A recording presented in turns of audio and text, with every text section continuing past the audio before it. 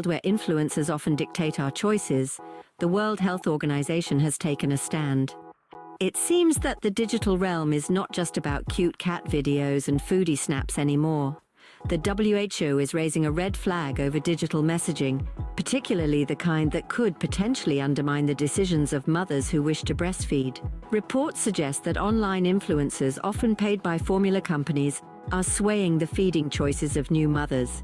And the WHO is not having it.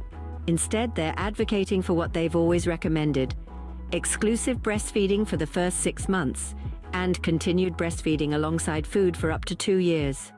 Now, this isn't to say that options aren't available for those who choose or need to formula feed, but the concern here is the potential for unbalanced digital messaging to tip the scales, influencing mothers away from their initial decisions to breastfeed.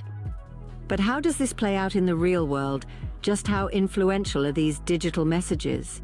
As we delve deeper, keep in mind that the bottle is not always greener on the other side. Social media has become a powerful tool, shaping our attitudes, opinions, and even our parenting choices. It's a world where the line between advertisement and personal endorsement is often blurred, a world where influencers with their picture-perfect lives can sway public opinion with a mere post or tweet.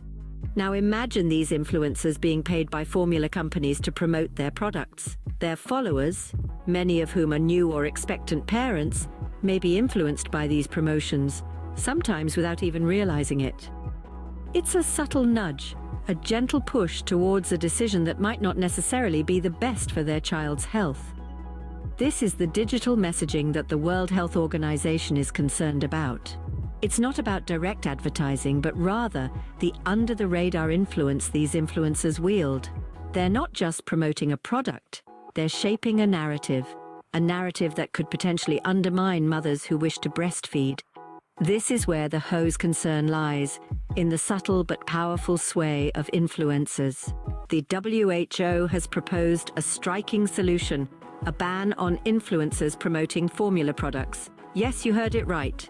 The World Health Organization has a plan to put a stop to social media influencers receiving paychecks from formula companies to promote their products. The proposed ban doesn't stop there. It also targets formula companies creating social media baby clubs and offering parenting advice. It seems the WHO is aiming to clip the wings of these companies' digital presence. It's important to note, however, that these guidelines are not legally binding.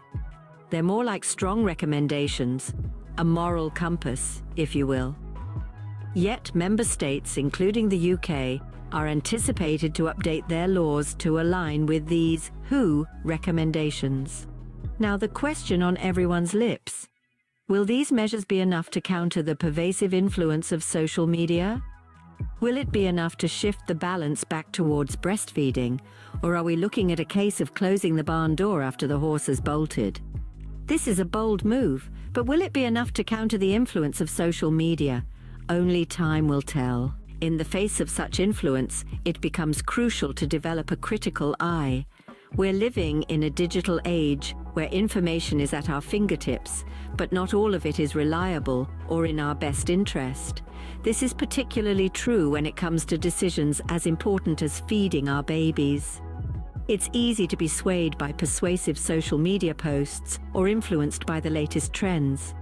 However, as parents, we must learn to filter through the noise and focus on what truly matters. Each baby is unique with distinct needs and circumstances, and therefore their feeding choices should be just as unique. This is where critical thinking comes in.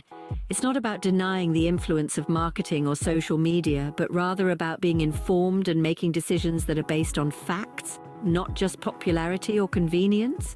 It's about understanding the full picture, from the benefits of breastfeeding to the nutritional value of different formulas. So what can you do to ensure you're making the best choices for your family? As we navigate this digital world, we need to take control of the wheel. It's essential to remember that everything we see, read, or hear online is not necessarily the gospel truth. It's our responsibility to fact-check, to question, to dig a bit deeper. The World Health Organization recommends exclusive breastfeeding for the first 6 months and continued breastfeeding alongside food for up to 2 years. But remember, these are recommendations, not rules. Every mother, every baby, every family is unique. There are a myriad of factors at play when it comes to feeding choices: medical, personal, practical. What works for one may not work for another. That's why it's so important to seek out reliable sources of information. Talk to your healthcare provider, reach out to support groups, read up on scientific studies, and while doing so, let's not forget the power of our individual choice.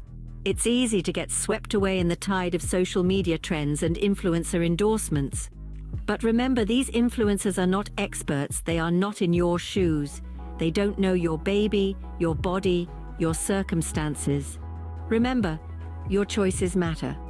Don't let them be dictated by the latest influencer trend. Keep asking questions, keep seeking answers, and keep making the best choices for your family.